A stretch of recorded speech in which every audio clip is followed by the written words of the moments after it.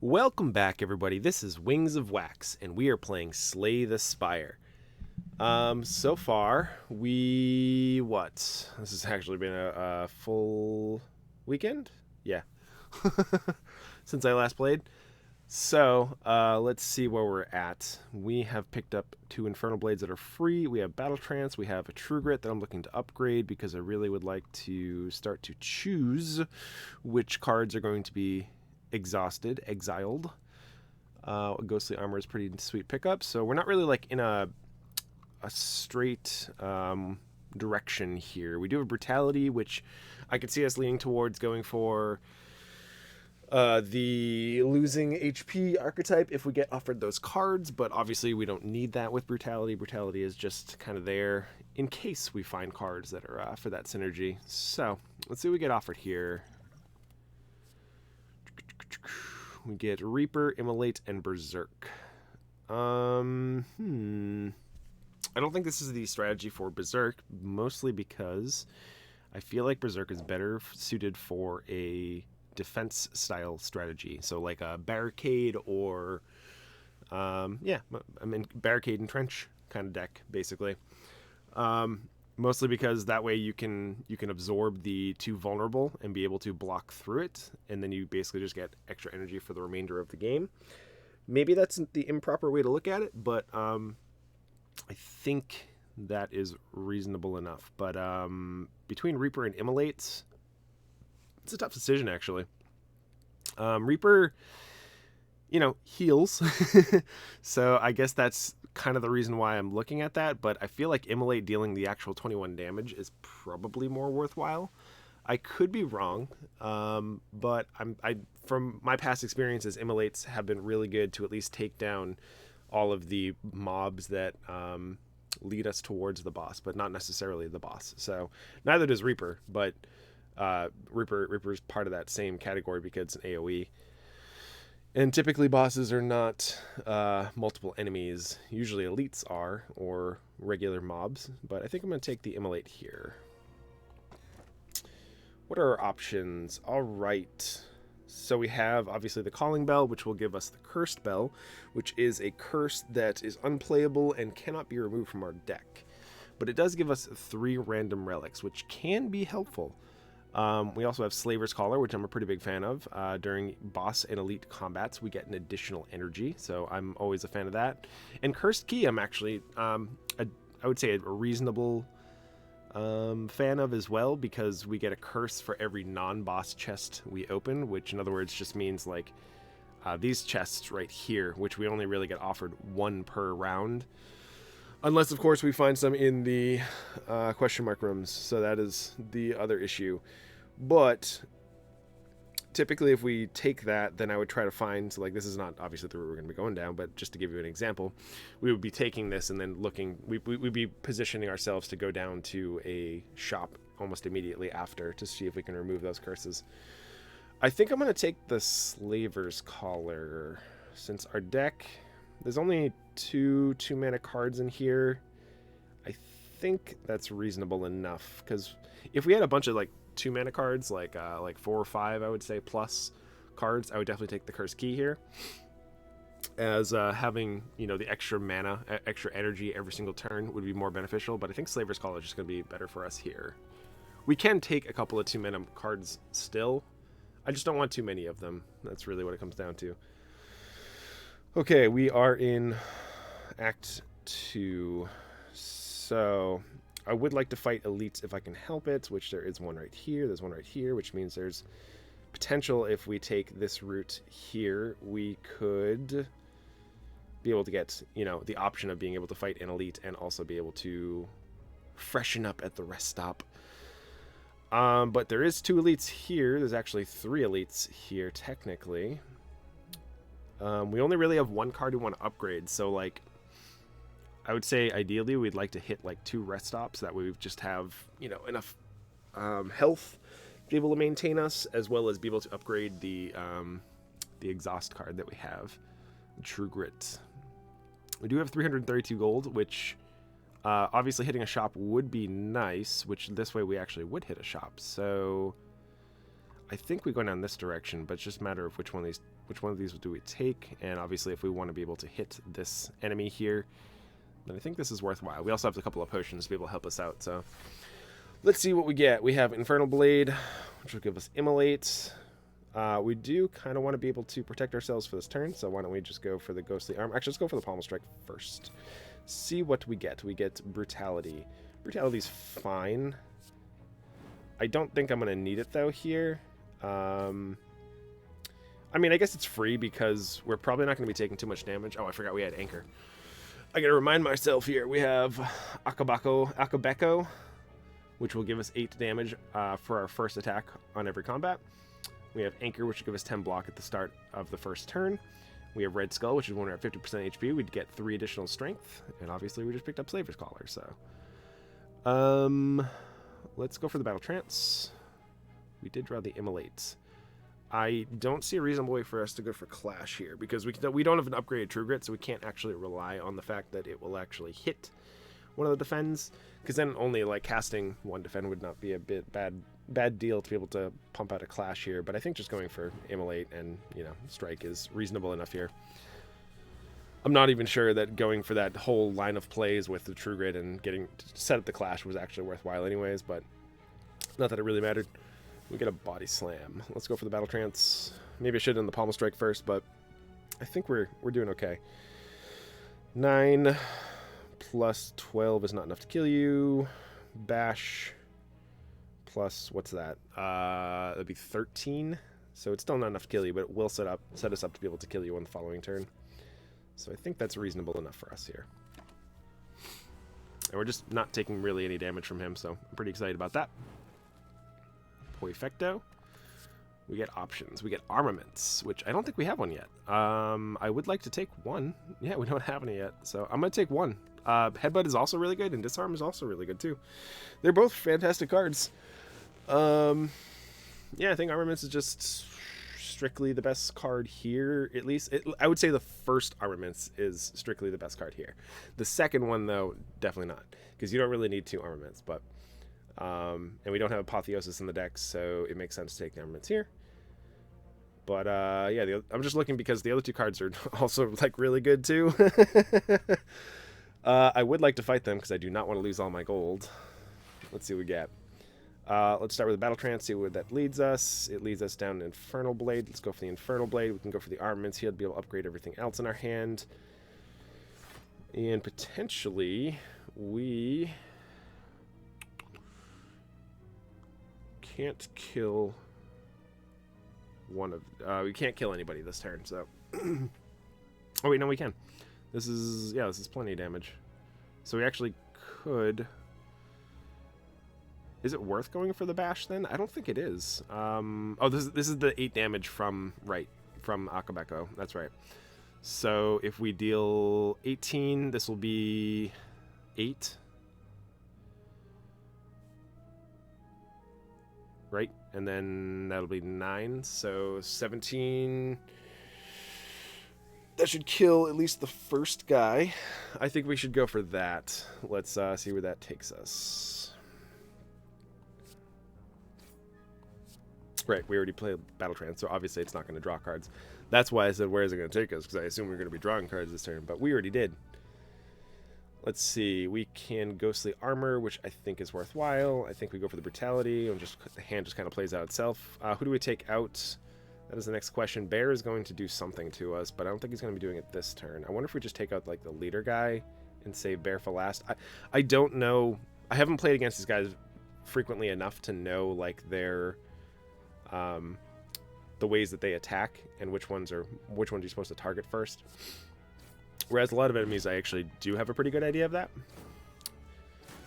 It was a consideration to like pop a potion here, but I don't think it was really worthwhile. Let's go for the Infernal Blade, see where that leads us. 0 mana Carnage. Let's go for the Immolate. Let's go for the 0 mana Carnage. Let's go for the Anger. And we're not going to be able to kill him, so I guess we soak up a couple of points. Now we should go... Oh, wait, I don't have...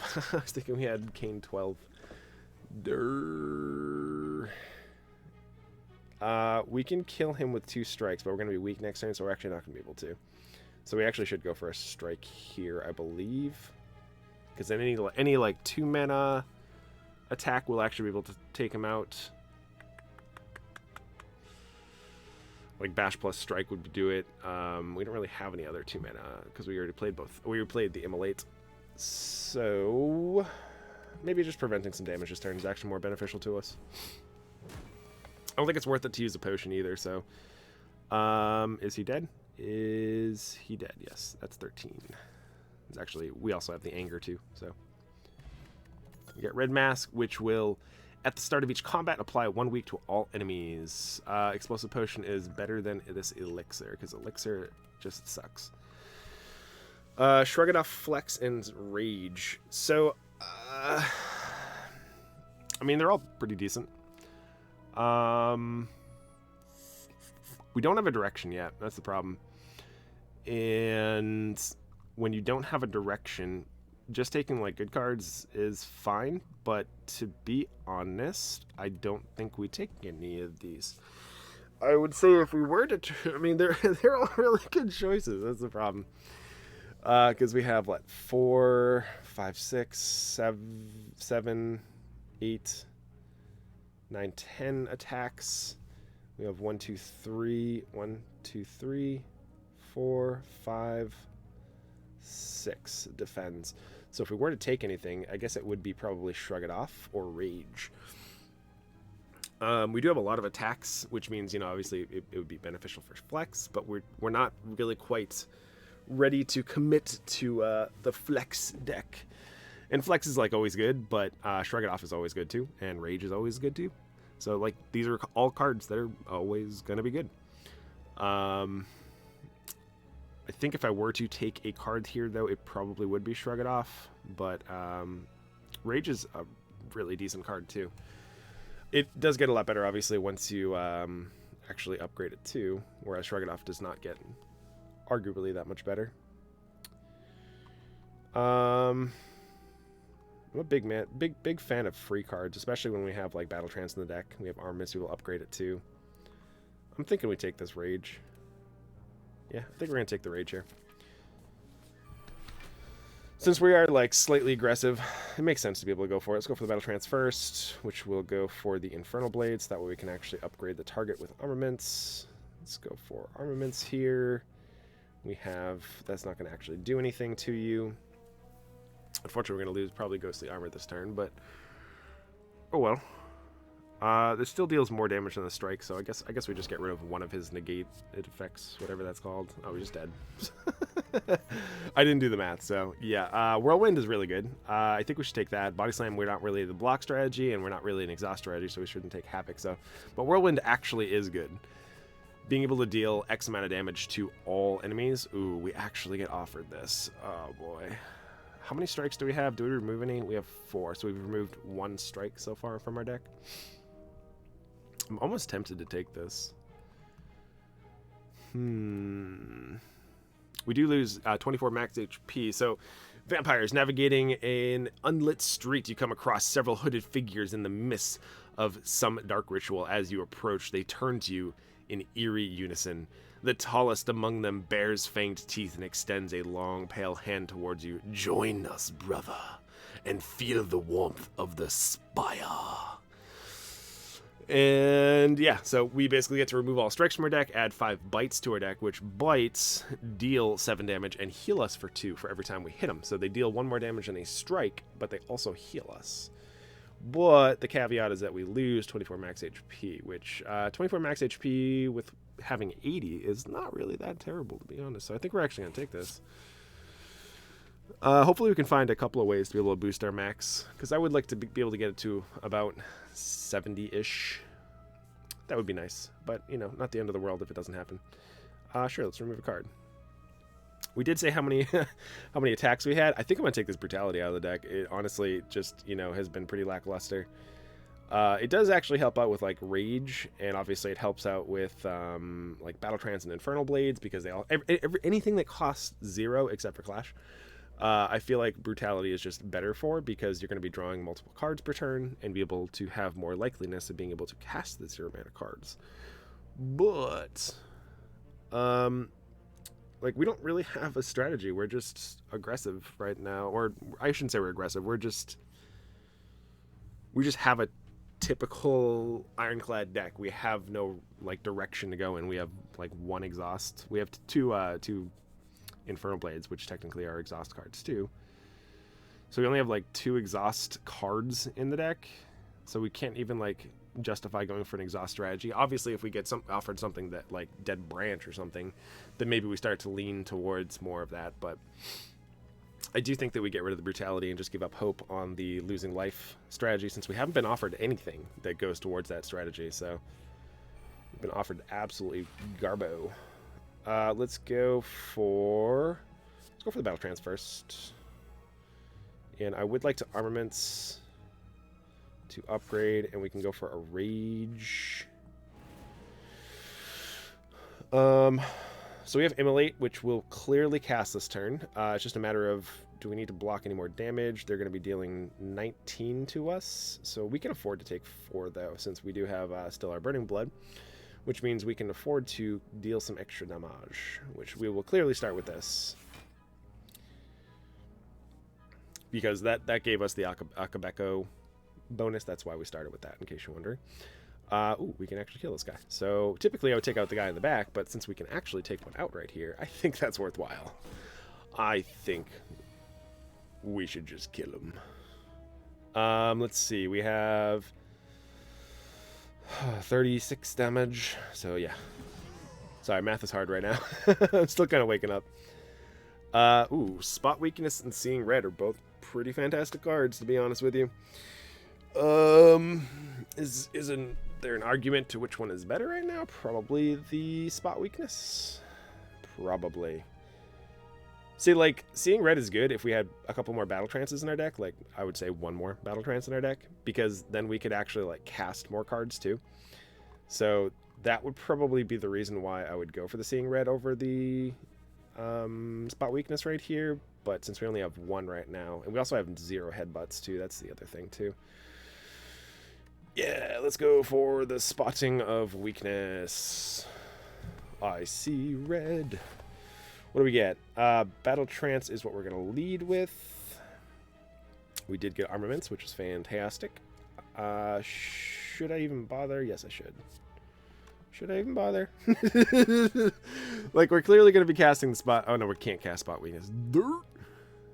I'm glad I caught myself there.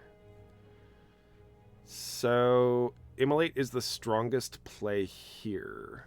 But eventually, like, we'll redraw these cards, so I think it's still worth it to go for the armaments here. And obviously, we're not going to be able to need to gain any health here, so I think we just go for the Immolate, even though it does put a garbage card into our deck, a burn.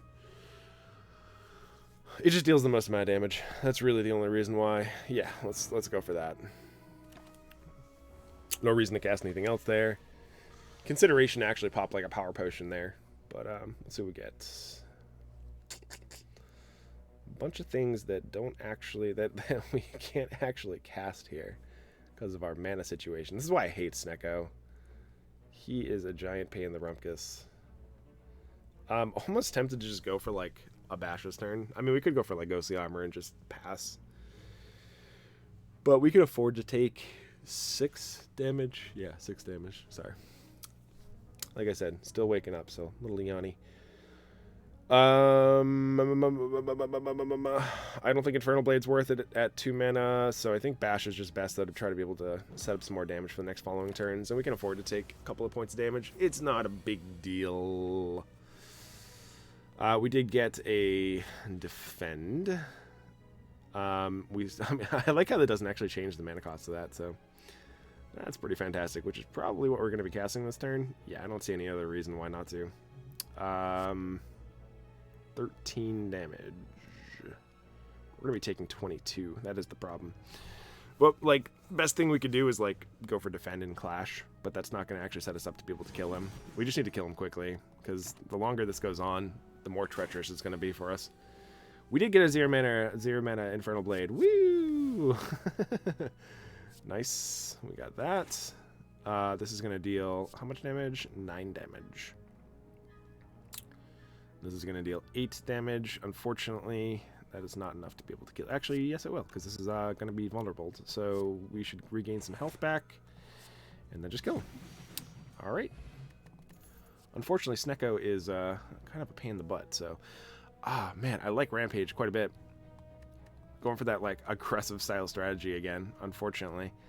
But I don't really see any other great options, and Rampage is, like, just really good. And if we can pick up, you know, a Headbutt or something, that'll also go with... Headbutt will work with that as well as the Battle Trance, as well as, you know, Armaments, as well as Rage, you know, any of those type of cards, even going for, like, another spot weakness. But we're not talking about Headbutt here. We're talking about Rampage. We're not really going for we don't have a reason to go for the Entrenched strategy. So I don't think it's actually worthwhile for us to go for it here. Intimidate's not terrible either. I should mention that. But I think, like, the first Rampage is just more beneficial to go for. Unfortunately, if I choose this path, I am destined for a second... which would actually be a third elite here.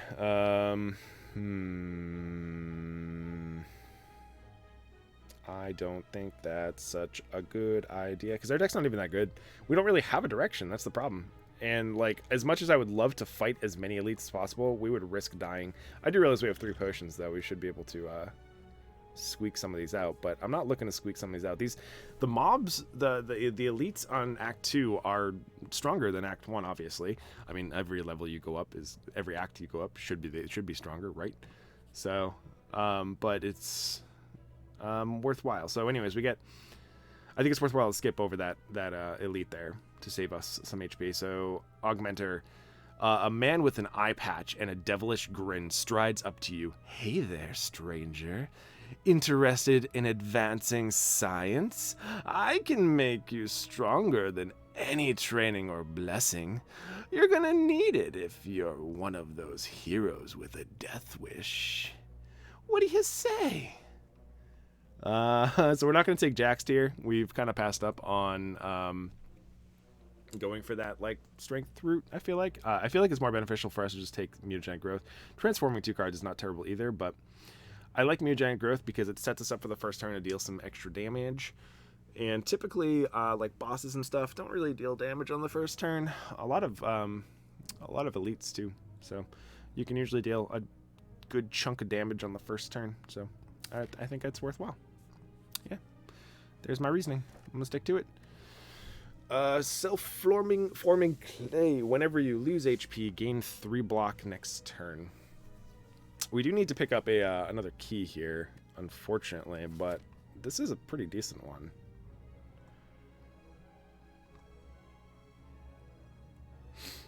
We could potentially pick it up here.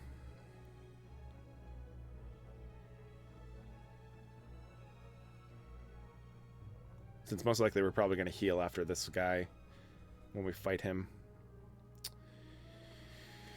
Yeah, I really like Self-Forming Clay. I think it's pretty decent. It's pretty decent. Since we don't really have a lot of, like, defensive strategies anyways, we're going to be taking some hits.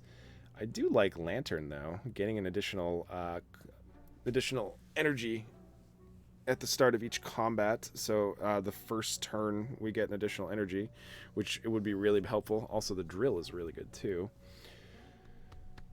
Mostly because we are aggressive, that's why. So this one, whenever you break an enemy's block, it applies to vulnerable.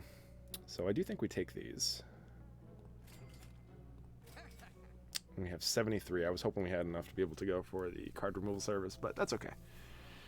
There's nothing really here that, like, sparks my fancy. It sparks my tail feather.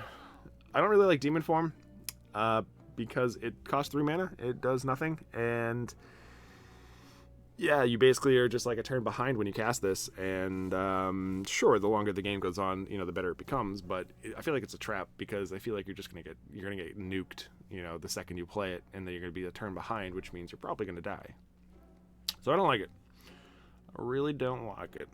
Madness is not terrible, but like I said, I don't really want to add, like... If I were to add a card, it needs to, like, replace itself. Like, I would take Secret Technique in a heartbeat, because you literally get to go dig for whatever card you want, whatever skill you want, and put it to your hand. That is a reasonable card to take, because you basically just get more card selection, so that way whatever scenario you're in, you can be able to figure out a skill that would be more beneficial to you, which we don't have enough, you know, coinage to be able to go for that, but I don't think we're taking any of these. Like, we can't take madness anyways. We have Twin Strike is the only option, and I don't think any of our potions really need to go, since, like, these are all reasonably good potions. Maybe a vulnerable potion would actually not be terrible, but if I do, then what would I get rid of? Like, these are all really good potions. I would say, like, explosive potion's probably the weakest, but we might be able to use it on, like, the next fight anyways, so. Reasons, not this fight. Oh, maybe this fight. I didn't think there was going to be mobs, but, you know, there's mobs. All right, let's get them. Let's see. Let's spot weakness. Let's go for an immolate. Should I go for a power card here? I don't feel like we're going to need to. We just took out all of his minions on the first turn. He's probably going to be spending the next turn just setting up his minions again. Let's just... Actually, yeah, this needs to deal more damage later on down the line, and we'll just gain some health. I'm going to take 2 here. Not the end of the world. All right. I also, if you didn't notice, I turned up fast mode, which basically just increases the speed of the game so that we can try to actually blow through these a little bit quicker. Probably saves us an extra like 5 or 10 minutes, I would say, every video. So, obviously, we're just going to be going for the pommel here. Let's go for the infernal. Let's go for the uppercut. Let's go for this. Let's go for this. And I want to make sure that stays in our deck, so there we go. Because it actually is useful. Let's see, we have Whirlwind this turn, which is actually ridiculously good. So, let's go for the Rage first. See, the question is, like, we can... Oh, no. There is no question. You're at 12. I was like, we can set up the Clash. Look at their life totals, Dave. We do get offered another Rage here. I don't think we really need another Rage, to be honest. Iron Wave is not terrible either. Evolve is fine, too, but, you know... We don't really have very many status cards that I feel like are going to be able to take advantage of that. Iron Wave is fine, though. I just don't think we take anything here, to be honest. I do like that this is basically like 1 mana for, like, you know, 10 health worth of stuff, but I think Rage is more beneficial here anyways, but I'm passing on that. We didn't take any damage, so which means we can recall here. That's pretty good. Alrighty. Getting down and dirty. Let's go for the Infernal. Let's go for the Armaments. I would like to upgrade all of these cards. Let's go for the Pommel. That will kill this one, but this one's going to be more painful to deal with, which will actually kill him because of that Akabeko strength. So that's reasonable enough for me. And I will get rid of this defend here. I don't think it's worthwhile to keep... We're just trying to be aggressive right here, so even if we do, which we're not going to be able to even get to that point, so... Even if we do draw it, we're not going to be able to actually take advantage of it, because he... Oh, he's not dead. Oh my god, I totally misplayed there. I was thinking math was in my favor. It was not. I got to pay attention a little bit better here. Alright, well, yeah, it doesn't matter, because we're not going to draw that. We're not going to draw the burn. That was a silly misplay. Let's try not to do any more of those. That would be helpful. Applying Vulnerable actually is worthwhile to be able to go for a dropkick here, though. I do like dropkick quite a bit. We only have, what, 1 way to apply Vulnerable, though, in the deck outside of... I mean, technically this does apply Vulnerables. The drill. Hand drill.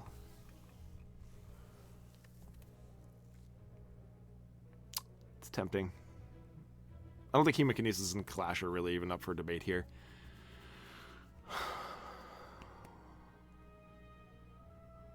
I guess Clash is kind of up for debate, but Dropkick is just like a really good card, to be honest. So I think I'm going to take Dropkick. Since we do have the drill, I think it's worthwhile for us to go for it. We do get Battle Trance, so let's go for that first. Do we want to go for the Pommel first? It will break his armor. We do have Whirlwind, though, so that actually will probably kill most of these. Let's make sure before I actually cast this. 4, so 80. So, yeah, that should be death. All right, so 78. No, this guy's going to stay alive, just barely. But we can use, like, our potion here, which we were already planning on kind of using anyway, so I think it's worthwhile.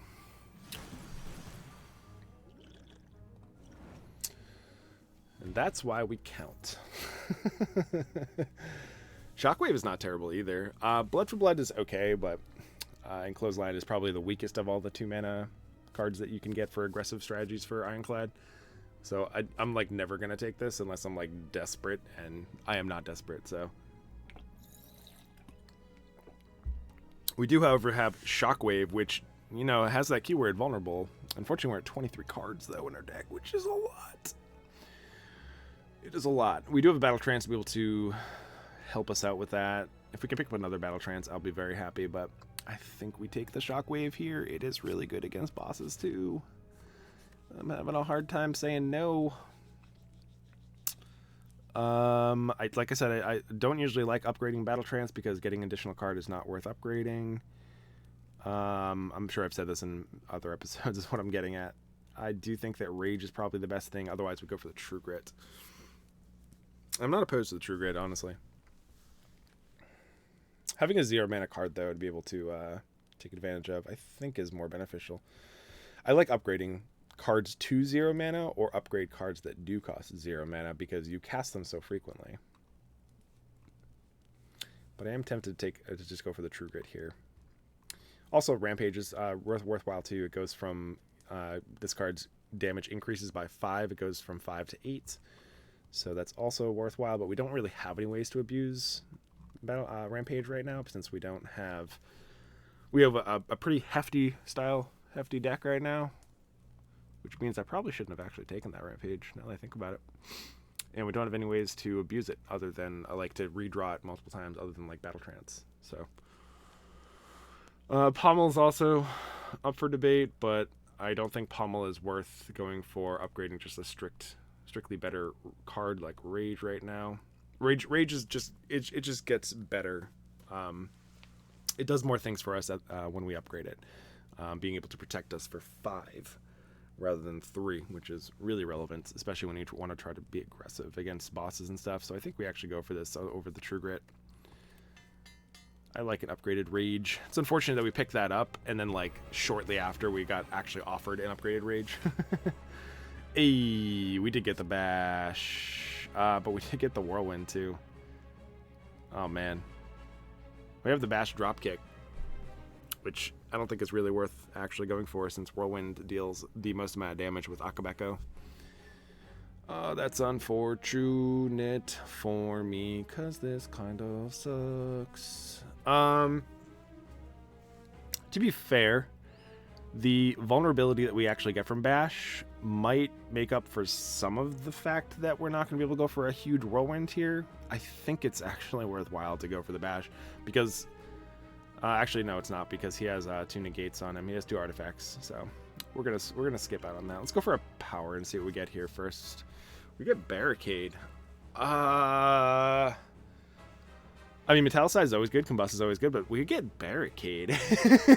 I don't ever get offered this, so yeah. Why would we not go for that? Let's deal our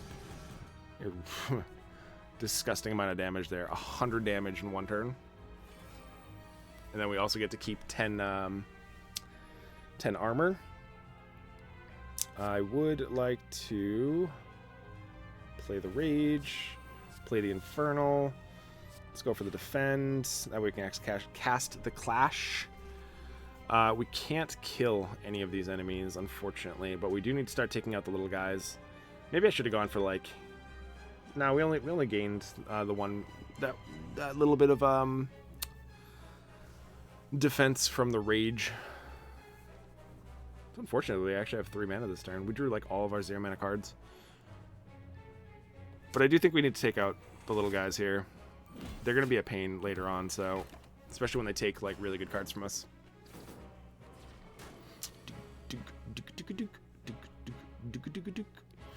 Shockwave is pretty good. Go for the Shockwave Immolate here. I'm pretty okay with that. It does take both of the negates off of him, the artifacts.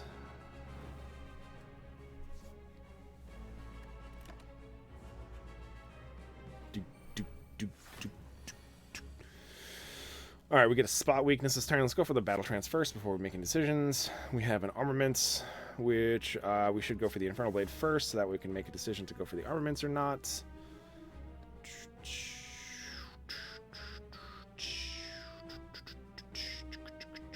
I didn't actually pay attention to see which card he took. That's unfortunate. I do think we go for the armaments here. Upgrading all these cards for the remainder of this combat is going to be fantastic for us. And spot weakness is also really good. Yeah, I see no reason to not really go for it. Just sets us up for like future turns. It's future proofing. We have 23 damage from Hemokinesis. These are both 13.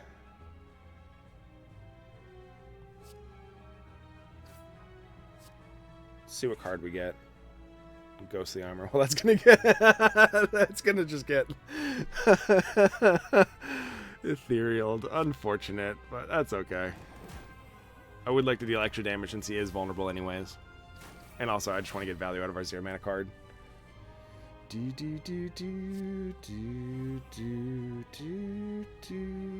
This only upgrades anger, which I don't think is worth it.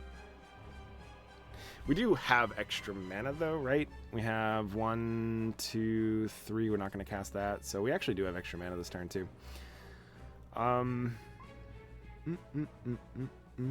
Is the majority of our cards upgraded right now? No, we just drew all the upgraded cards. Like we still have what, 9 there, 10, 11 cards that can be upgraded. I was thinking about true gritting the armaments here. Man, none of this feels good though. So I guess we just start here. Yeah, we should just start here. And we're definitely going to be dealing him as much damage as possible. It's probably worthwhile for us. I forgot we also get the refund from Self-Forming Clay, so that's pretty decent. Do we just get rid of like the anger? Go for like